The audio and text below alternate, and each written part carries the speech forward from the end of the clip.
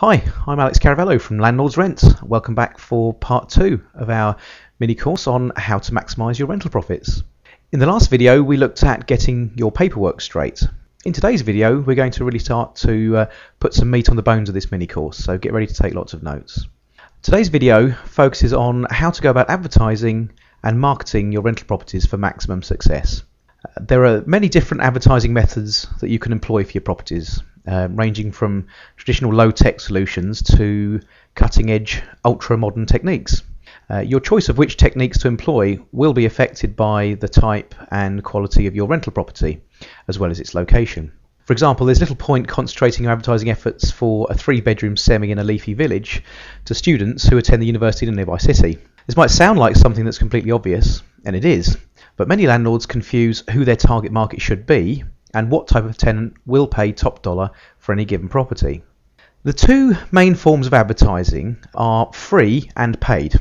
Examples of free advertising are free-to-post websites, your own website, or word of mouth. Examples of paid advertising are newspaper classifieds, Rightmove, letting agents, etc. Incidentally, I would never only use one form of marketing at a time. I find it better to blitz the market with different forms of advertising rather than suffer a void period. Remember, for every day your property is empty, you will be losing money. So don't be afraid to pay for your marketing. All you need to concentrate on is that you're getting value for money.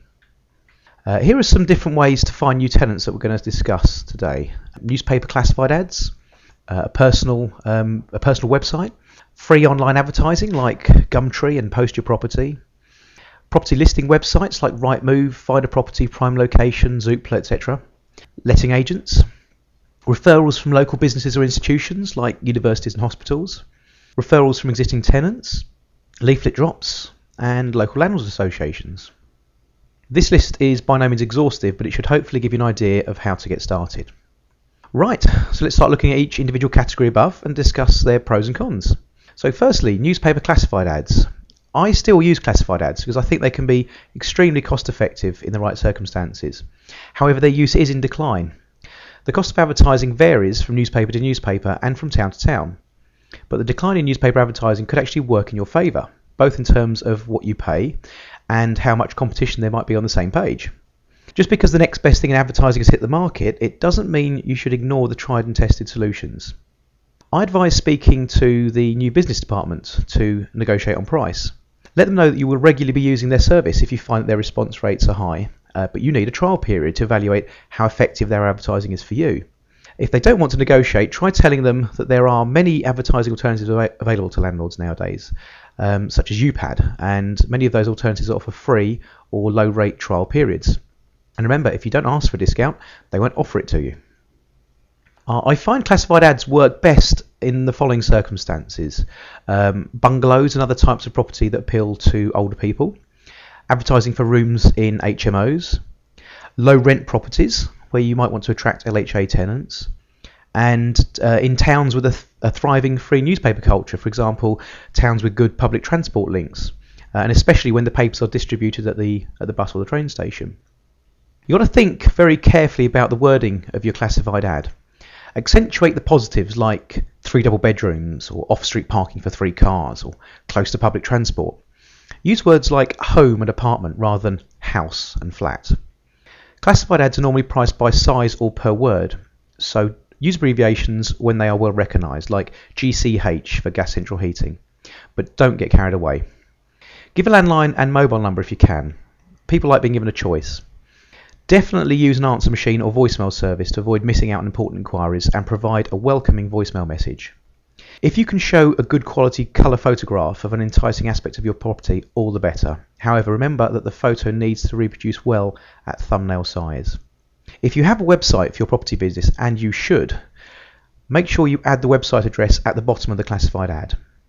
If the web address doesn't fit in the ad box, use a URL shortener like Google's URL shortener or TinyURL. Okay, seeing as we're talking about websites, this leads us neatly onto the next category of personal website. Every business is expected by its clients to have a web presence. And remember, you are operating a business, a property rentals business. The website should act as a shop window for your business, i.e. a place to advertise your goods and services, but it should also provide lots of information for your customers. including some information about you. Mention if you are a member of a recognised landlords association or a local authority accreditation scheme. Make sure your website has several photos of each property, a written description of the property, the asking rent, the cost of the deposit, etc. Provide downloads of example tenancy agreements if you can, EPCs, contractual policies like no pets.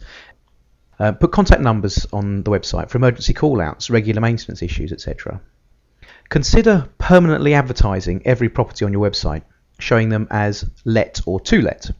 Keeping the property advert permanently live means that the search engines will list the web page and it should come up in a web search. Your website doesn't need to be all singing and dancing, but it does need to be pretty, easy to navigate, quick to load, and content rich. You needn't pay much or anything at all for your website. Even free websites like Google Sites are better than no website at all. If you want to buy a professional looking website, go to www.lettings-opportunity.co.uk. They can provide you with different styles of ready-made property rental websites at a very modest cost, currently £340. They also provide loads of other essential stuff for landlords and letting agents like training manuals, legal letters and documents, marketing guidance and property management software. Make sure your website has plenty of photographs and even video of your property if you can manage it. Don't just show photos of the front of the property. Show a sexy photo of the best part of the property, like a sea view, a new kitchen, huge lounge. Tenants really go for that kind of thing. They really respond to seeing that kind of thing. Okay, the third category we're going to look at is free online advertising. This form of advertising is especially effective for properties in big towns and cities. Examples are Gumtree or Poster Property, for example. Although on Gumtree you can now only post 2 free ads each year. The downsides, certainly of Gumtree, are, as I said, you can only post 2 free ads in a year, but also new ads are placed above old ads. So if you don't want to pay to keep your ad at the top of the listing, you have to keep re-adding it literally on a daily basis. Also, I find I get a lot of time wasters responding to ads from via Gumtree. Probably the worst downside is it's absolutely rife with scammers, scams against tenants and scams against landlords. But also, just make sure, be safe at all times. Don't arrange for viewings without having someone with you or letting your husband or wife know where you are, who you're meeting, their contact telephone numbers, etc. Here's a really great tip for you. Make sure that you provide backlinks to your own website in the adverts you place on Gumtree or other free listing sites, as this really helps with search engine ranking and therefore makes it easier for people to find your own website. If you find that free online advertising isn't all it's cracked up to be, you'll need to pay for decent online advertising. So it leads us on to category 4, property listing websites. Rightmove, Find a Property, Prime Location, these are all examples of the epitome of property portals. And many people still view them as the domain of the professional agent because until recently, only professional agents had access to them. This is particularly relevant if you have a high rent property, i.e. one that appeals to affluent professionals. Or for people looking to relocate to your area because they have a lot of exposure. According to a recent poll of professional tenants, almost 80% said they only used professional online property portals to find a home and would definitely not use a free listing site because of all the highly publicised scams. However, in the last couple of years, several online estate agents have launched, offering landlords access to the major professional property portals, and their fees are much lower than high street letting agents. And they're getting more and more exposure on the internet. Obviously, the downside is that they can't physically do viewings. They need to arrange those through local reps, which would bump the price up. One of the biggest of these kind of online estate agents is UPAD. They list property adverts on almost 1,000 lettings websites, including the real biggies like Rightmove, Find a Property, Prime Location, Zoopla. UPAD charge £69 to place an advert, and it will run until the property is let. They find that most of their property ads, certainly if you follow the guidance and actually put a good advert up there with good photographs, they tend to find that most properties are let within a month. If you're a member of the NLA, you also receive a 20% discount. Pretty good, eh?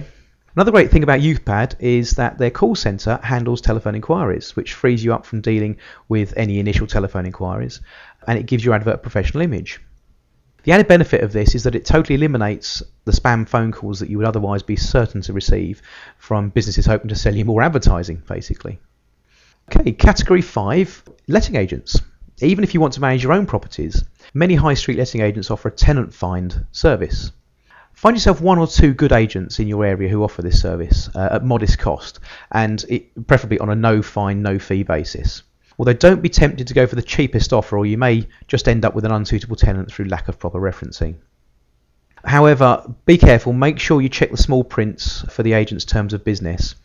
Last year, in 2010, the Office of Fair Trading won a High Court battle against a major high street letting agent for charging grossly unfair compulsory annual tenancy renewal fees to those landlords who had unwittingly signed up to their tenant find only service, but without properly checking the small print of their contract with the agent. Okay, category 6, referrals from local businesses or institutions. This can be an absolutely great way to get a steady stream of inquiries from prospective tenants. If you have a major employer in your town, speak to their human resources department. If they refer staff to you who need accommodation nearby, they might even guarantee the rent. If your town has a university or hospital, especially a teaching hospital, speak to their accommodations office. They often place students and staff with accredited landlords free of charge, and we like free. Make it clear to them that you are a professional landlord, especially if you are a member of a recognised landlords association or a local authority landlord accreditation scheme. Build relationships with your local council housing department or benefits service. They sometimes refer tenants, especially if they have a landlord accreditation scheme. Find out if your local council operates a private sector leasing scheme, whereby the council leases property from private landlords, normally for a period of several years, at a guaranteed rent. However, know what kind of tenant you will be housing. Often councils use private sector leasing schemes to provide accommodation for people with a high housing need. So ask whether they take properties on a full repairing lease, meaning that they will be responsible for repairs and maintenance. You could also ask local charities if they can refer you tenants. For example, Shelter are a national charity that do this via their local offices, but there are also similar local charities, for example Housing Action, who operate in East Anglia. Tenant relocation businesses as well, they're always on the lookout for good quality properties. Generally they tend to deal with letting agents for reasons of availability of property and professionalism. But don't forget, you're no amateur. You operate a property rental business, so don't be afraid to ask them. Next category, category 7, referrals from existing tenants. Let your tenants know that you would welcome referrals from them and that you will reward them if a referral becomes a tenant. You can offer them cinema tickets, gift vouchers, or even cold hard cash. Always works. This is a great form of marketing because the quality of your existing tenants will usually indicate the quality of their referrals, whether good or bad. And if you have a good rapport with your tenants, their referrals will probably already hold you in high esteem. Okay, next category is leaflet drops. Now this technique works really well if your property, or especially if your property is in a less salubrious area. Quite often landlords ask the question, well, who wants to live in this area? But the simple answer is people who already live there. Just because you don't want to live there doesn't mean that other people don't. Low rent areas tend to attract people who already have a support network in that area, friends, family, colleagues, etc. So they usually like to stay local. They also tend to move around within that area in order to stay close to their support network. So a leaflet drop is targeting those people who are already happily living in that area, but maybe they just need to move to a bigger, smaller, cheaper home, etc. Finally, we're going to look at local landlords associations. Get to know other landlords in your area, either through a local landlords association or networking group, and agree to share unwanted inquiries with them. You might find that over time you actually stop paying for advertising altogether. It can be very powerful. Okay, that's all for today's video. I'm just going to leave you with another little thing to think about. When is the right time to start marketing your rental property? If you have a tenant that's leaving, do you want to do viewings before they leave, or would it be better to wait until after they've left? The answer to these questions will depend on several factors: whether the property is currently in a fit state to view, whether the tenant is leaving under amicable circumstances, etc. Don't forget to weigh up the benefit of minimising or maybe even eliminating a void period, with the drawback of probably having to do more viewings than you would like, possibly because your outgoing tenant hasn't cleaned or done the washing up for a month. Some properties are easier to let when they're empty, some properties are easier to let when they're occupied. It's up to you to figure out which property is which. Well, keep an eye on your inbox over the next few days for the third video in this mini course. To your continued success.